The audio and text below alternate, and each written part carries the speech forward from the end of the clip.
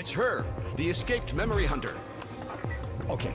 At first glance, Remember Me's combat feels like the familiar rhythmic combat of the Arkham series. It even introduces some unique ideas like a customizable combo system. But something about it doesn't quite click. So, what is it? Let's take a closer look. On paper, Remember Me's combat stands out from other action games by letting you build your own combos. The idea is that you remember specific attack sequences and customize them with different effects. It fits thematically with the game's obsession with memory.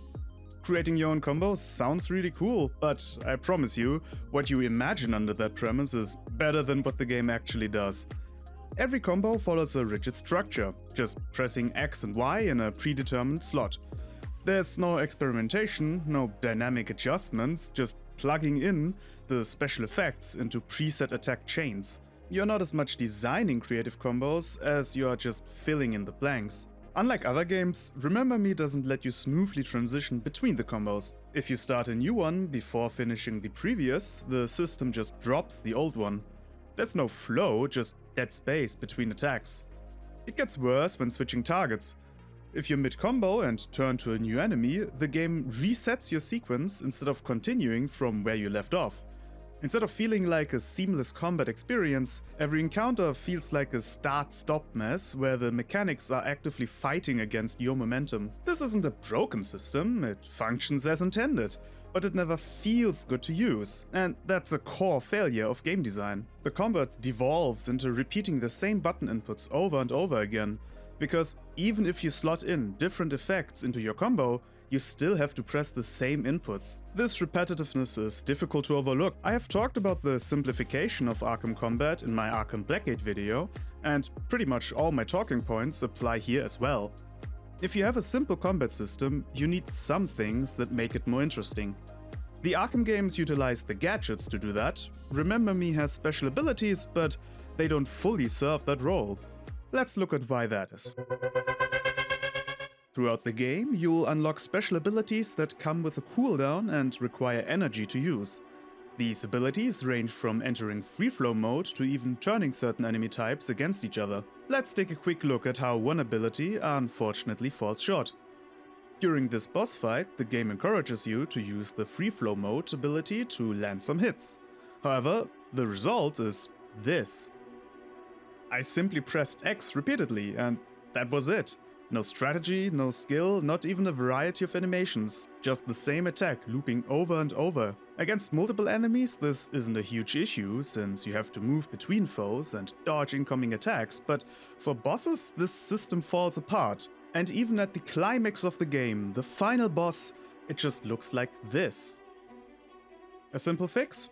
Instead of stunning bosses, the ability could deal increased damage. That way, combat stays engaging and fast-paced without the tedious repetition. Instead of stretching out fights unnecessarily, we'd condense multiple weaker hits into a single, more impactful strike. Now, visually, these abilities can sometimes look fantastic, which can make the combat seem more complex than it actually is. Another issue with the special abilities is that some enemies require these abilities to be defeated, yet these abilities are on a cooldown. This creates a frustrating dynamic. You either wait or adjust your combos mid-fight to include the special effects that reduce cooldowns. Even then, just having your cooldown ready isn't enough. You also need to wait for your ability energy to recharge. From a balancing perspective, special abilities do need cooldowns to prevent them from becoming overpowered. You wouldn't want to spam them every time you're fighting. But the current cooldowns feel excessively long unless you use the special effects to shorten them. There is already a limit of how often you can use them in place. Since you need to wait for your energy to fill up, the managing of cooldowns is an unnecessary addition in that regard. And what happens if you can't reduce your cooldowns? If there are no enemies available to hit, you're just stuck waiting. I appreciate the idea of rewarding players for landing combos by reducing the cooldowns. However, to make it feel like an actual reward rather than a necessary chore to keep combat from dragging on, there should only be one cooldown or energy meter that you can reduce. As it stands, by the time you have your cooldowns, your energy is filled enough to use multiple special attacks in a row. If you could only use one at a time, the decision of which one to use would be a bit more thoughtful instead of spamming all your abilities until your energy runs out. And instead of simply landing a hit to reduce cooldowns, the game could introduce a more skill-based challenge to reward the player, something that keeps the combat engaging rather than just prolonging it. But these special abilities are not the only thing with the resource meter. There's also... While X and Y handle your melee attacks, you also have the option to use a ranged attack. This allows you to lock onto the nearest enemy and fire, provided you have enough energy. Your energy depletes with each shot, but slowly recharges over time. If you fire with a full energy bar, your shot becomes significantly more powerful, capable of destroying objects that normal shots can't. You can also switch between locked-on targets, but the way the game prioritizes switching can be frustrating. Targeting in a 3D space comes with challenges. Depth perception matters. An enemy standing right next to another one might be obscured, making it unclear which target will be selected next.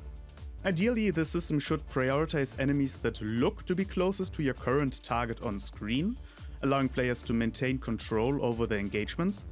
However, aiming slows your movement considerably, leaving you vulnerable and discouraging you from adjusting your angle properly. In many cases, it's simply easier to stop aiming, move normally, and manually position yourself before locking on again. It also sometimes just doesn't lock onto the things you should be able to lock onto, it just gets stuck on one enemy, but that is more of a breaking of existing mechanics rather than flawed game design. The issue with energy consumption for ranged attack mirrors the problem with the special abilities.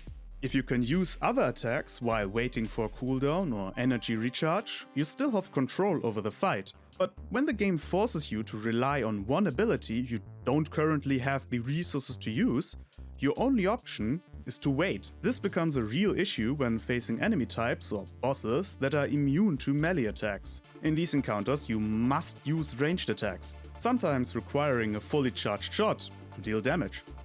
If there were an active way to replenish the energy, such as reloading in a traditional shooter, this downtime wouldn't feel nearly as punishing. Waiting by nature feels like a penalty. For example, waiting to respawn after dying is an intentional punishment. But feeling punished for playing the game as intended, that can seriously hurt player engagement. While the wait time might not be long enough to break the experience entirely, it's still a key part of the gameplay loop that should be considered. Do you really want to punish the player for playing the game as designed? This also highlights the importance of mechanical synergy. Issues like this don't exist in isolation. The problem isn't just the energy system itself, but how it interacts with... The game features a variety of enemy types, each requiring a different approach. While many follow familiar archetypes, some are truly unique, introducing mechanics I haven't seen in any other games. Of course, not all enemies are equally exciting. Some, like shielded foes or basic grunts that simply charge at you, feel pretty uninspired. The most unique enemy, in my opinion, is this one. As you can see, you can't see it. These enemies are invisible, until you expose them using light sources or specific ability. Meanwhile, they can attack you freely. The idea of enemies that only exist while they are attacking is a fascinating idea in concept, adding an eerie, almost psychological horror element to combat. But like many mechanics in this game, a strong idea gets bogged down by execution. This enemy type is one of the more boring ones to fight against, if it wasn't for the creepy atmosphere that surrounds them. Fighting them is most of the time a waiting game. If you have a light available, it turns off automatically after a short while, and you need to turn it on again. This adds a neat little twist to the regular combat, but there are also lights that are on a cooldown before you can turn them back on. That is, if there is a light. If there isn't, you need to use your ability, which again is on a cooldown.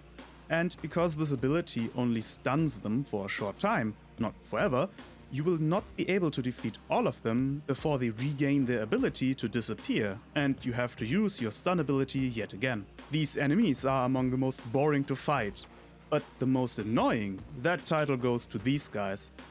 Every time you hit them, you take damage in return, similar to the Thorns enchantment in Minecraft. The intended strategy is to use healing-based combos, so the damage you take is offset by the health you regain. On paper, this might seem fine, but in practice it feels unfair. Taking force damage goes against what most players would consider good design. Healing in games serves a specific role. If healing is limited by, for example, items, it acts as an extension of your health bar, requiring careful management. If it's renewable, like in Remember Me, it becomes a reward for executing specific mechanics, like landing combos. But most importantly, healing functions as the game's way to forgive mistakes.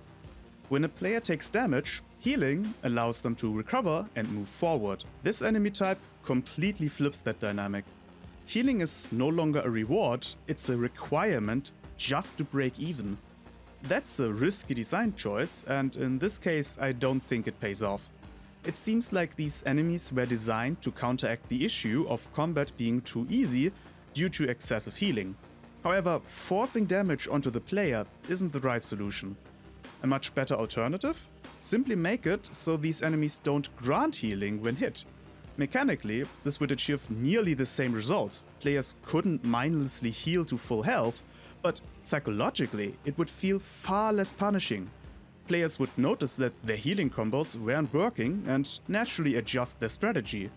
Rather than feeling forced into one specific approach, instead of imposing a single solution, this would discourage one dominant strategy while encouraging creative decision-making. A small change like this could significantly improve at least this type of enemy. Of course, many of the game's broader design issues would still need to be addressed, but refining how enemies interact with core mechanics would be one step forward. One final issue worth mentioning is since this is a third-person game, the camera needs to navigate around the environment, avoiding obstacles and map geometry. Unfortunately, the combat arenas are terribly suited for this type of system. Tight and closed spaces where you constantly have to reposition yourself are the worst possible choice for a combat system that relies on clear visibility. If the arenas were more open, this problem would be far less noticeable. It feels as though the level design and combat system weren't developed with each other in mind. Maybe the camera was originally intended to function differently, or perhaps it was simply overlooked. Either way, the end result is incredibly frustrating. I don't think I need to explain why not being able to see your character, or your enemies, can be a massive problem. At its core, Remember Me had the potential to deliver something truly unique, a combat system that ties directly into its themes of memory and self-identity. The customizable combos, the visually impressive abilities, and even some of its enemy designs all hint at something that could have stood out. The combat, while stylish, lacks fluidity and depth. The mechanics often contradict each other, forcing unnecessary waiting or limiting player agency. And worst of all, many of its system feels like they are working against the player rather than empowering them. The combat has a saving grace though, and that is the sound design.